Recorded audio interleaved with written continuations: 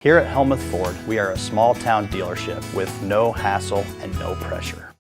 Hi, this is Stacy from Shuttler Insurance Services. Come see me on the east side of the square in Sigourney for all your insurance needs.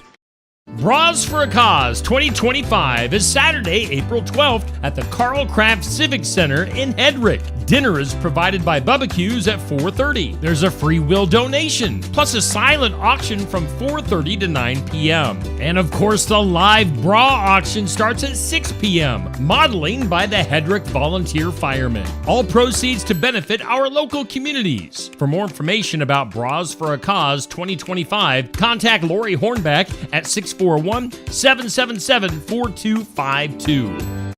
Get ready because Tyler Richardson and the High Bank Boys are coming to Sigourney on Saturday, April 26th at Enchanted Events, 20595 255th Street, just south of Sigourney. Order your tickets online by going to enchantedeventsvenue.com or find the Enchanted Events Facebook page for the ticket links. There are 3 different ticket options: general admission, VIP, or reserve. Doors open at 7 and the cash bar and band starts at 8. It's Tyler Richardson and the High Bank Boys, Saturday, April 26th at Enchanted Events, just south of Sigourney. Welcome to this edition of Morgan Asked For podcast, Wednesday evening. Getting close to the end of the Final Four. Final Fours this weekend, end of the tournament. March is officially over. We have crossed into April, but we're still going to talk basketball and all the madness, transfer portal, coaching changes, and then the actual games, which, if you think about it, games-wise, we only have 3 games left. 3 on the women's side, 3 on the men's side. So basketball season is almost over. And so for most of our fans, for our top 2 sports, football, basketball, after this weekend, we have I think I saw like 130 days until football starts again. So it becomes our time where we can talk about random stuff, and we get into Caitlin Clark, and the WNBA will be back. Will be interesting to follow her in her second season here. But do want to get to the task at hand, Final Four. I want to thank everybody that did sign up for our ESPN bracket pool. Sorry, I believe a lot of you are playing for second place. Actually not. There are some right there with me. But in both the men's and women's, I picked the Elite 8 and Final Four correctly. That's pretty impressive. I'm very lucky. I'll promise you that. Yeah, lucky or just good. I didn't realize you had the Elite 8 and both of them correct for both the men's and the women's. That really is impressive. Yeah, so the people there will get payouts going toward the end of when that gets done. Like you said, we only got 3 games left in both. Before we get started, and I'm sure we're going to get into this anyway, but one thing that nobody's doing and nobody ever does, but I think that they need a big congratulations is some folks that never get it. All anyone does is complain about them. How about the selection committee? 4 number 1 seeds. Everybody's freaking out about 4 number 1 seeds. How about the selection committee getting it right? 4 1s, 3 2s, and a 3 in the Elite 8. Yeah, so this is what actually is supposed to happen. Mm-hmm. They actually seeded it. I agree with you. The teams actually played the way they're supposed to play, and the committee essentially got it right. There was just 1 3 seed on both sides, correct? LSU and Texas Tech, and then everybody else was 1s and 2s, which is what's supposed to happen. Yeah, everyone's saying this is the end. College sports are, the sky is falling is what I thought we should probably, a couple of days ago, I was thinking we were going to name this the sky is falling, which it's not. Sports are going to be just fine. And you and I have talked about it before. The tournament's probably got too many teams. Everybody, I know Duke wasn't a power before NIL. They were not good before all this happened. I know Florida didn't win 2 national titles in the early 2000s. I know Michigan State and Tom Izzo weren't good before NIL and transfer portal. I know that's all just happened recently. So our history doesn't matter. I looked up back in 1939, the first March Madness, only 8 teams made it. So all the purists out there and everyone that thinks the sky's falling, how about we just go back to 8 teams, just 8, and have a tournament? Yeah, Houston didn't go to the back-to-back championship games in the mid-'80s, and as part of – they were on the receiving ends of one of the biggest upsets and miracle plays with NC State People do forget that was against Houston to win their title. They went 0-2 in the kind of Butler in the early 80s, where made 2 championship games in a row and lost both of them. Yeah, and I do think that the days of the George Masons or the Florida Gulf Coast or some of those schools, we might not see it as often. But I was going to ask you, can you name many of the players that played at George Mason or Florida Gulf Coast or any of those teams? I mean, St. Peter's, and that's where I listen to. I listen to a lot of people talk and a lot of radio shows and stuff like that. And it was, North Carolina ended Coach K's career in the Final Four 3 years ago, 4 years ago, whatever it was. And North Carolina was an 8 seed. But you remember the team they beat to go to the Final Four? They shouldn't have been there either. They played St. Peter's in the Elite 8 as a 15 seed. They weren't supposed to be there either. Now, Duke was supposed to be there. mm-hmm. But Kentucky blew it. I think Purdue blew it. I think those are 2 of the teams that St. Peter's beat on the way there. And that's one of the things that is overlooked in Fran's tenure of the NCAA tournament. Now, he never won very many games, but even when he did win that first round game, he always played the highest seed possible or the best team possible.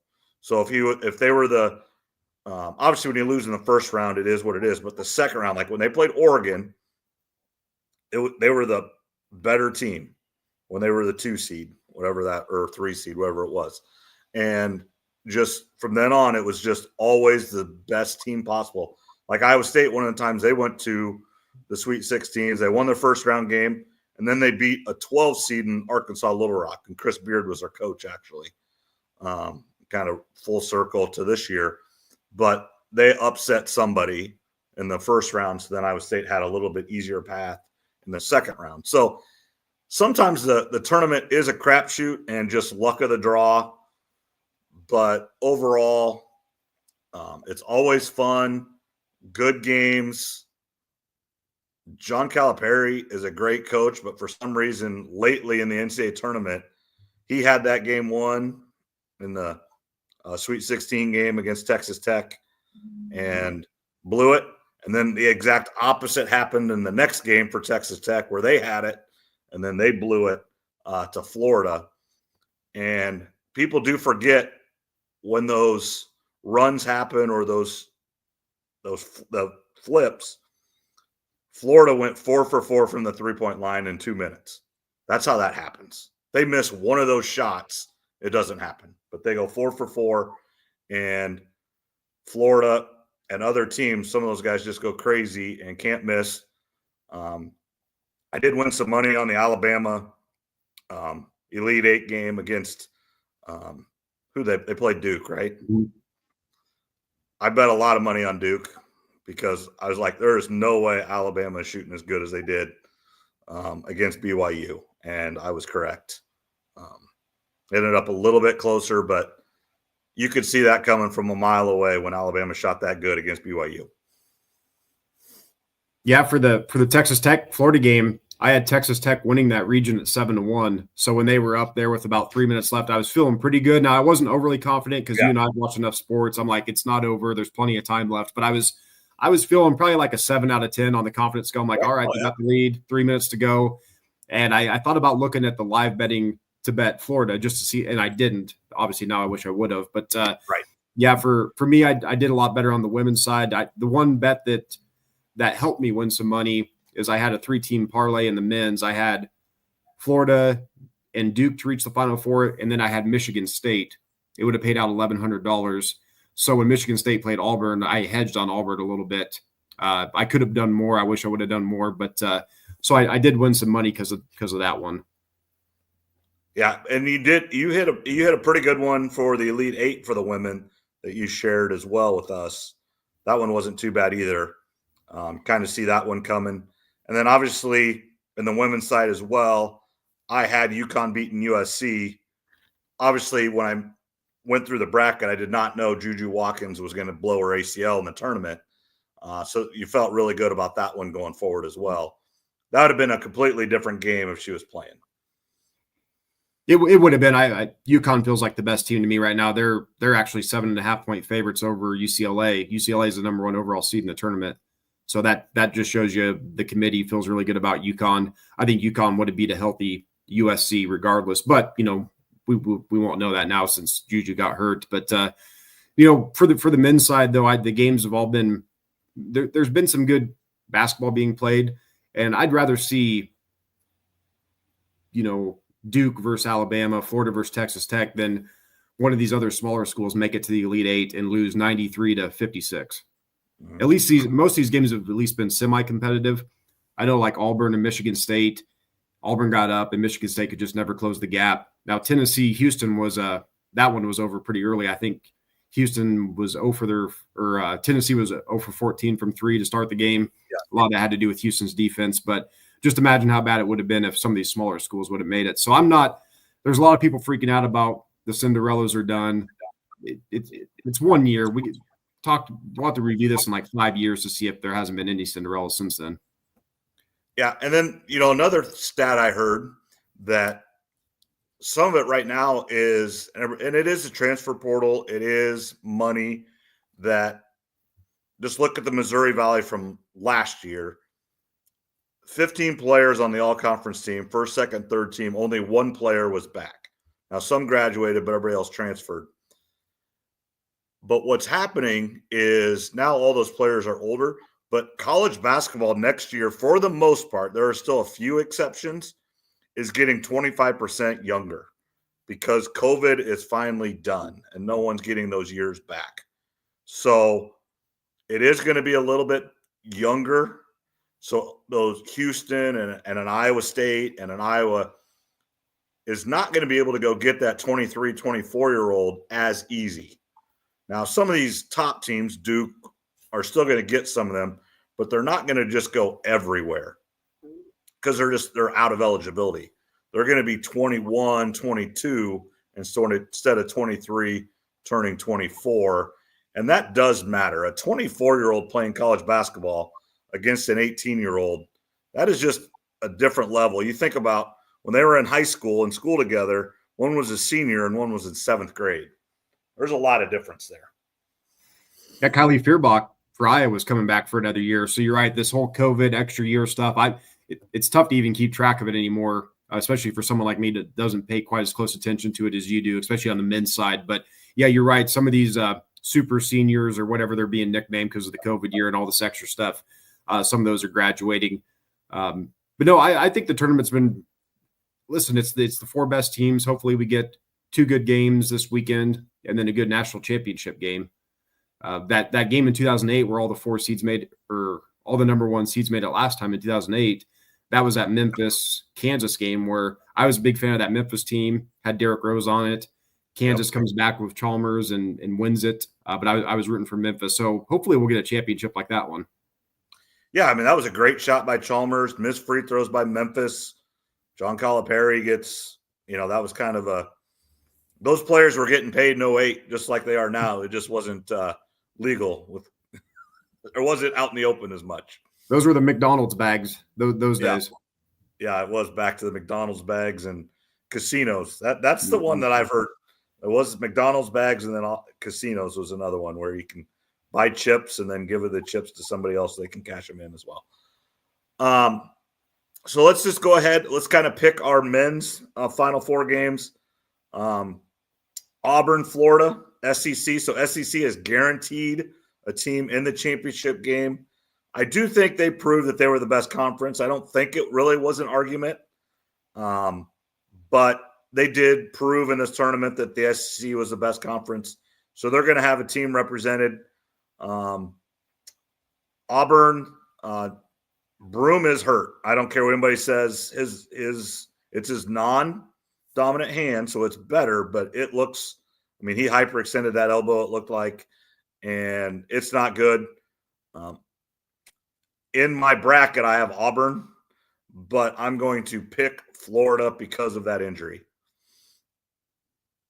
Auburn's the way I'm going. I'm sticking with them. I think they're if you looked on DraftKings, not that this matters or anything, but I am going with Auburn. I did look a little bit before we got started to kind of see what the odds were to just win the whole thing. I think Duke was plus 100.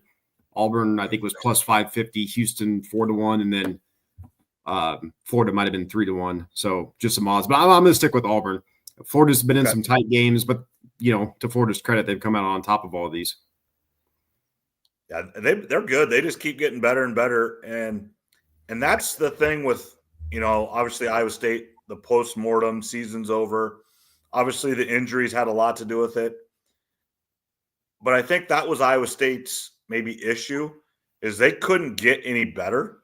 They returned almost all their players, and they hit their max in December and early January, and they couldn't go up anymore. And then they had a couple injuries that really took them down, but they were not a team. They were a team ready to go from the start because most of the team returned.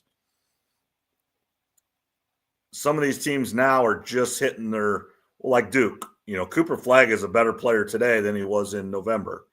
One, because he's got 6 months of college under his belt and just knowing how to do it better. He should be in high school still. That's what's crazy about Cooper Flagg is he turned 18 in December.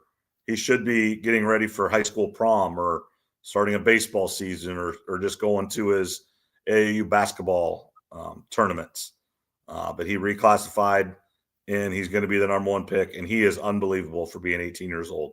He is really, really good, 6'9", 6'10".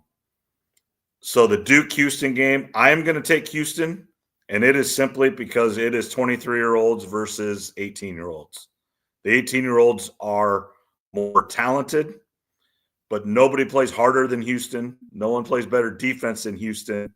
And this year, they do have like an LJ Cryer that can shoot the basketball that they haven't had in these last few years, where they've been to a Final Four and didn't get there or fell short last year when Snead got hurt. They had some bad luck as well. But I do think this is the year to get them. But I think that is going to be the best game of the weekend and one hell of a basketball game. But I'm going to say Houston pulls it out in a tight one. I'm going to take Duke. So you and I are disagreeing on both these, which is good. Sometimes we agree on both the games when we're picking stuff like this. Houston, though, I mean, what they did to Tennessee was really impressive. I thought Tennessee had a decent chance in that game, and they had no chance from the very beginning of that one.